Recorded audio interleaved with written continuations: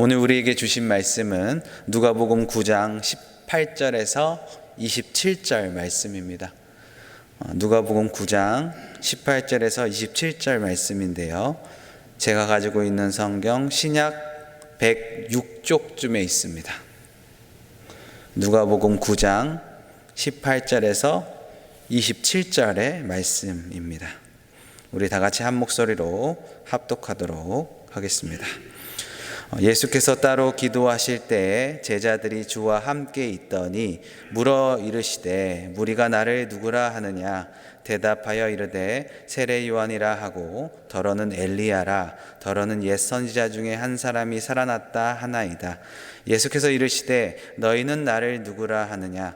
베드로가 대답하여 이르되 하나님의 그리스도이시니이다 하니 경고하사 그 말을 아무에게도 이르지 말라고 명하시고 이르시되 인자가 많은 고난을 받고 장로들과 대제사장들과 서기관들에게 버림받아 죽음을 당하고 제3일에 살아나야 하리라 하시고 또 무리에게 이르시되 아무든지 나를 따라오려거든 자기를 부인하고 날마다 제 십자가를 지고 나를 따를 것이니라. 누구든지 제 목숨을 구원하고자 하면 잃을 것이요 누구든지 나를 위하여 제 목숨을 잃으면 구원을 하리라. 사람이 만일 온 천하를 얻고도 자기를 잃든지 빼앗기든지 하면 무엇이 유익이랴. 누구든지 나와 내 말을 부끄러워하면 인자도 자기와 아버지의 거룩한 천사들의 영광으로 올 때 그 사람을 부끄러워하리라. 내가 참으로 너희에게 이르노니 여기 서 있는 사람 중에 죽기 전에 하나님 나라를 볼 자도 있느니라. 아멘. 한국에서 이런 말을 제가 들었습니다. 요즘 현대인들의 신앙을 약간 꼬집는 우스갯소리가 있는데요. 이순신 신앙이라고 혹시 들어보셨나요? 이순신 장군 아시죠? 이순신 신앙이라는 말이 있다고 합니다. 이 이순신 신앙이 뭐냐 하면은 내가 교회 다니는 것을 아무에게도 알리지 말라라는 것이죠. 어떤 이유에든지 교회 다니는 것을 비밀로 하는 교인들이 제법 많다는 것입니다. 그런데 오늘 본문을 보니까 예수님께서 제자들에게 이런 말씀을 하십니다. 내가 하나님의 그리스도임을 아무에게도 알리지 말라라고 말씀하시는 것이죠. 이 시간에 그 이유가 무엇인지 우리 잠깐 같이 묵상하는 시간을 갖기를 원합니다. 오늘 본문의 질문으로 시작되는데요. 18절을 보시면 무리가 나를 누구라 하느냐라고 제자들에게 예수님께서 질문을 던지십니다. 이 질문은 예수님께서 오병이어 기적을 베푸신 이후에 던지신 질문입니다. 그동안 예수님은 수많은 병자들을 고치시고 또 죽은 자들까지 살리시는 놀라운 이적들을 보이셨습니다. 그리고 과거에 이렇게 능력을 행했던 사람이 없었기 때문에 사람들의 반응은 폭발적이었습니다. 그리고 이런 놀라운 이적을 경험한 무리들은 예수님에 대한 소문이 이제 퍼지기 시작했던 것이죠. 세례 요한이라고 하기도 하고 또는 엘리야라고도 하기도 하고 또 옛 선지자 중에 하나다라고 말하기도 했습니다. 그리고 예수님이 제자들은 그 무리들이 누구라 하느냐라고 했을 때 그 소문이 퍼지는 그 내용들을 예수님에게 말했다고 오늘 성경은 말하고 있습니다. 그러자 예수님께서 제자들에게 재차 물으십니다. 그러면 너희는 나를 누구라 하느냐? 그 무리들 말고 너희들은 나를 누구라 하느냐라고 부르시는 것이죠. 이 질문에 예수님께서 제자들도 주변에 돌아다니는 그 소문과 똑같은 말씀을 하게 됩니다. 그런데 그때 베드로가 주저하지 않고 이렇게 대답하죠. 하나님의 그리스도이시니이다. 누가는 대답을 아주 간략하게 소개하고 있지만 마태복음은 내용을 더 구체적으로 말하고 있습니다. 마태복음의 그 고백이 뭐죠? 예수님께서 엄청 칭찬한 고백인데요. 주는 그리스도시요 살아계신 하나님의 아들입니다 라고 고백을 하죠. 여기서 그리스도라는 말은 기름을 부은 자라는 뜻을 가지고 있어서 히브리어로 메시아라는 뜻을 갖고 있습니다. 이 기름을 붓다라는 말은 하나님의 것으로 거룩하게 구별되었다라는 뜻을 갖고 있는 것이죠.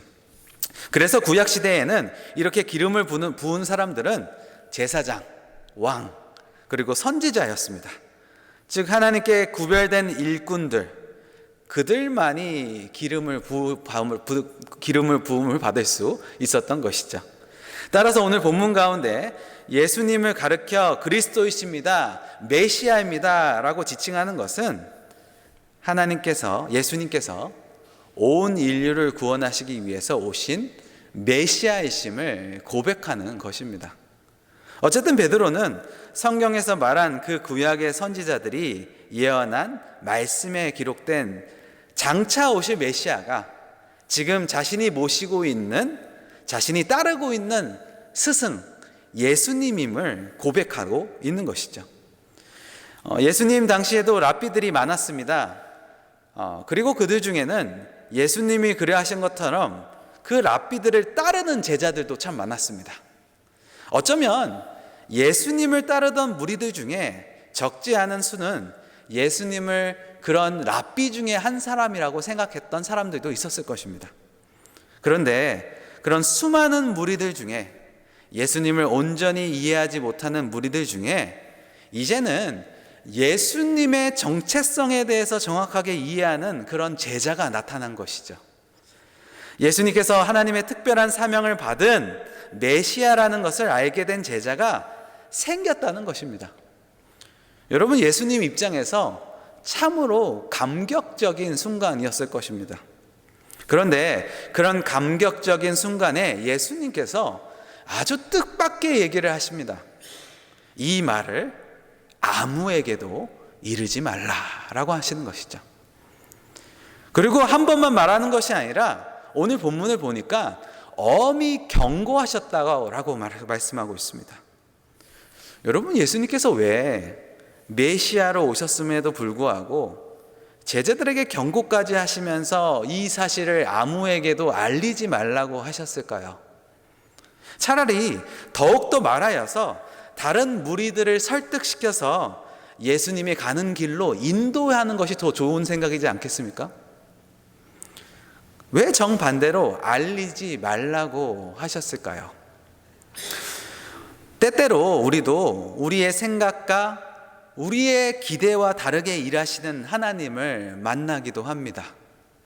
하지만 우리가 믿어야 할 분명한 사실은 하나님 일에는 절대로 실수가 없다는 사실이라는 것이죠.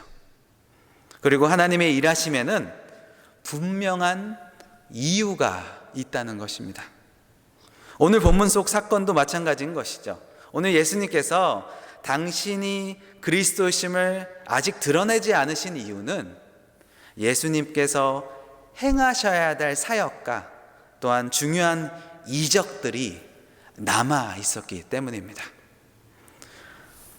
예수님께서 이 땅에서 많은 이적들을 베푸셨죠. 그렇다면 예수님께 남아있는 이적들이 무엇일까요? 간단하게 세 가지로 여러분들에게 같이 나누길 원합니다. 첫 번째 이적은 성육신 이적입니다. 성육신의 이적. 원래 하나님의 동일한 본체이셨던 예수님께서 육신의 몸을 입고 낮고 낮은 이 땅의 인간의 모습으로 우리와 같은 모습으로 내려오셨다는 것은 아주 놀라운 이적입니다. 하나님께서 우리를 사랑하셔서 자기를 비움으로 나타나신 놀라운 이적인 것이죠. 그리고 이 이적은 이미 이 땅에 오시고 육신의 모습으로 제자들과 함께함으로 그 이적은 이미 성취가 되었습니다.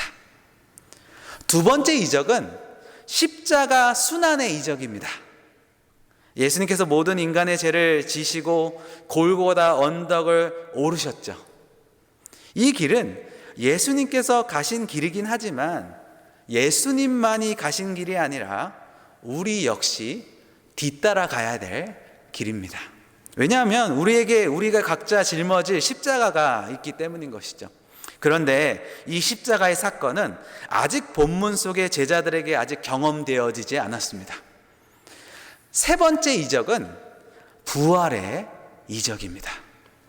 예수님은 단지 십자가에서 죽으시는 것으로만 사역을 끝내신 것이 아닙니다. 만약에 그렇다면 고린도 전후서에 보면 만약에 그렇다면 다른 종교와 우리가 다를 바 없다라고 고백하고 있죠. 그러나 주님은 사망 권세를 이기시고 부활하셨습니다. 또 우리에게 그 부활을 약속으로 허락해 주셨다는 것이죠. 그리고 이 일이 역시 아직 제자들이 경험하지 않은 이적이라는 것입니다. 우리가 예수님을 온전히 이해하기 위해서는 이 세 가지 이적과 사건을 모두 믿어야 합니다. 또 모두 경험해야 하는 것이죠.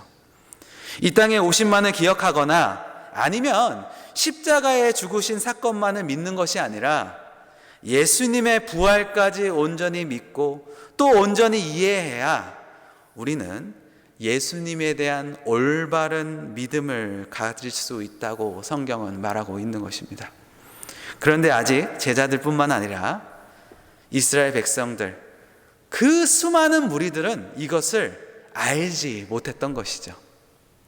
그들 보기에는 예수님이 그저 탁월한 가르침 그리고 놀라운 이적을 베푸는 아주 놀라운 능력을 가진 랍비로 생각했던 것입니다. 어쩌면 로마의 압제로부터 해방시켜줄 그런 정치적인 메시아로 예수님을 따르는 이들도 있었을 것입니다. 그러나 여러분, 이런 모습은 예수님을 오해하고 있는 것입니다. 예수님께서 십자가에서 희생제물로 죽으시고 그리고 또 죄의 권세를 깨트리며 3일 후에 부활하기 전까지 아무도 예수님의 그리스도 되심을 온전히 이해하는 사람이 없었다는 것이죠.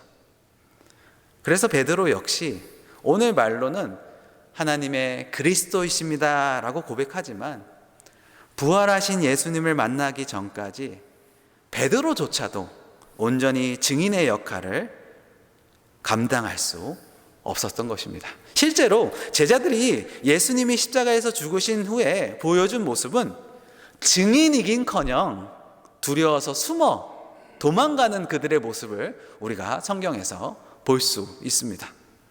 그러나 부활하신 예수님께서 그들의 가운데 나타나시고 그들이 부활하신 예수님을 경험한 후에는 그들은 자신의 목숨을 돌보지 않고 거리에 나가는 복음의 증인으로 변한 것을 우리가 사도행전을 통해서 볼 수 있습니다.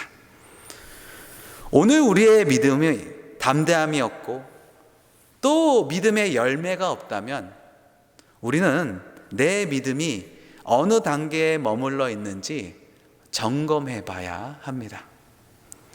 우리에게 오신 예수님을 만나는 단계인지, 아니면 십자가에서 주님을 경험하는 단계인지, 아니면 정말 부활의 주님을 만나고 부활의 소망으로 살아가는 그런 단계에 있는지 우리를 돌아봐야 합니다. 사랑하는 성도 여러분, 여러분들의 신앙은 지금 어느 단계에 있습니까? 오늘 말씀을 생각하시면서 부활의 신앙을 경험하시는 우리 모든 성도님들 되시길 주님의 이름으로 축원해 드립니다. 기도하겠습니다. 하나님 감사합니다. 그렇습니다. 주님은 우리의 그리스도이십니다. 그 사실을 우리가 믿고 주님 앞에 나아갑니다. 그냥 그 단계에 그치는 것이 아니라 부활하의 주님을 우리가 믿는 단계까지 우리가 주님 앞에 나아갈 수 있는 믿음과 힘을 허락하여 주시옵소서. 이 시간에 여러 가지 기도 제목으로 주님 앞에 나왔습니다. 주님, 우리를 긍휼히 여겨주시고 불쌍히 여겨주시옵소서. 우리가 주님께 간절히 나아가오니 우리의 기도 제목이 주님 앞에 상달되고 또한 그 기도 제목으로 인해서 주님께서 일하심을 경험할 수 있는 오늘 하루가 될 수 있도록 우리에게 은혜와 은총을 베풀어 주시옵소서. 그렇게 하실 주님을 찬양하며 예수님의 이름으로 기도드렸습니다. 아멘.